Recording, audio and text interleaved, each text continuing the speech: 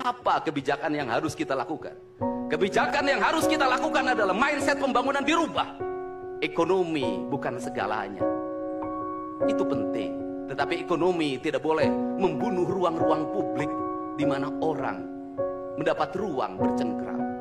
Desain rumah harus dikembalikan pada desain yang membuat jendela, membuat ruang untuk ibu dan bapaknya berkumpul. Halaman rumah harus tersedia di setiap kampung, jangan dihabiskan untuk bangunan, karena anak-anak ingin bermain di halaman. Lapangan bola di setiap desa harus ada. Karena apa? Karena mereka terus berinteraksi olahraga. Sungai-sungai harus dijernihkan, karena anak-anak orang miskin tidak bisa berenang di kolam renang yang berbayar. Mereka harus berenang di sungai-sungai yang jernih. Gunung-gunung harus dihijaukan, karena anak kita perlu hiking dan traveling dalam setiap waktu. Anak-anak kita perlu berinteraksi dengan semesta. Lampu-lampu kadang sebulan sekali harus dimatikan, agar anak kita bisa menatap langit, melihat bulan dan bintang, bahwa dia adalah bagian dari cakrawala yang indah. Negeri ini sudah sesak dengan uang di kepalanya. Yang akhirnya apa? Pendidikan hanya menjadi ucapan dan tingkatan S1, S2, dan S3. Tapi pendidikan lupa ada nilai esensial yang harus dihidupkan dalam relung hati manusia.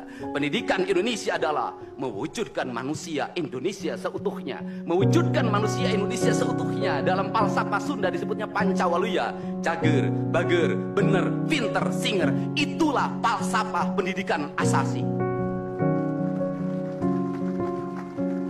Maka falsafah pendidikan asasi dalam kaidah Sunda disebutnya, kalimatnya begini: Kawung mabur sarulukna sama kelengiten pandana, Ciamis tinggal paitna Ciherang tinggal kiruhna, Resi lengiten ajina pandita ilang komara, Kaduruku hawa nafsuna, Bangkong di kongkorong kujang, Kacai mawacamat.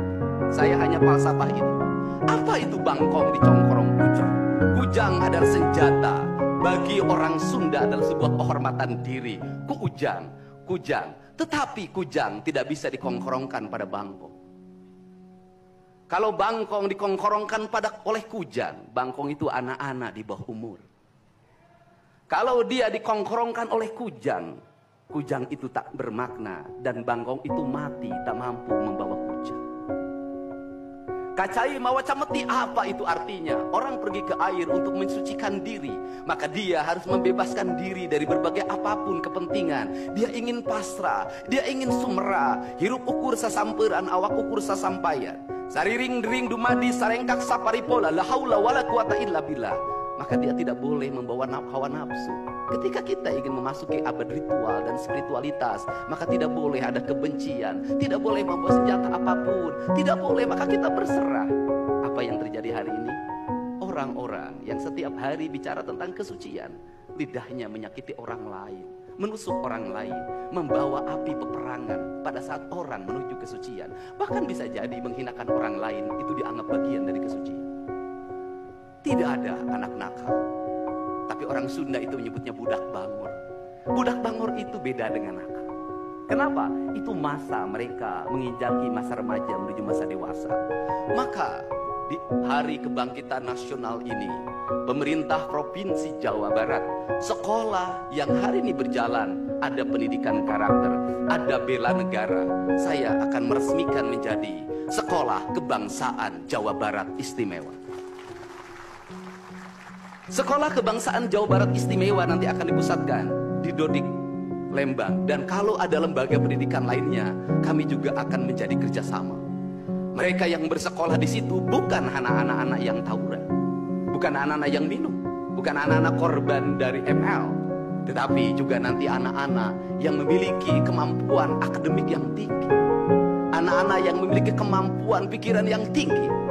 Dan seizin pimpinan DPRD Provinsi Jawa Barat, tahun ini kami akan memberikan beasiswa pada mahasiswa-mahasiswa yang kuliah di jurusan engineering, tetapi mereka harus mengikuti sekolah kebangsaan selama 1 bulan. Agar uang yang diberikan oleh Provinsi Jawa Barat melahirkan nasionalisme-nasionalisme baru yang bisa membawa bangsa ini ke arah kemajuan. Dan saya mengucapkan terima kasih pada kalian semua yang membuat diri saya hari ini setiap hari berpikir. Ingat, doa yang terpancar ada 2. Saya tidak menyebut doa. Rintihan hati, bisikan hati ada 2. ada yang berharap ini berhasil, dan ada yang berharap ini gagal. Siapa yang berharap ini berhasil? Mereka adalah kaum-kaum nasionalis yang mencintai bangsa ini. Siapa yang berharap ini gagal? Para nyinyir dan para pembenci yang menjadikan politik sebagai tujuan hidupnya, tanpa pernah bisa membedakan mana kepentingan politik dan mana kepentingan kebangsaan. Walaupun kebijakannya baik karena beda dengan politiknya, dia mengatakan buruk. Dan walaupun kebijakannya buruk karena sama dengan politiknya, dia katakan baik. Ini orang yang tidak punya spirit nasionalisme. Dia hidup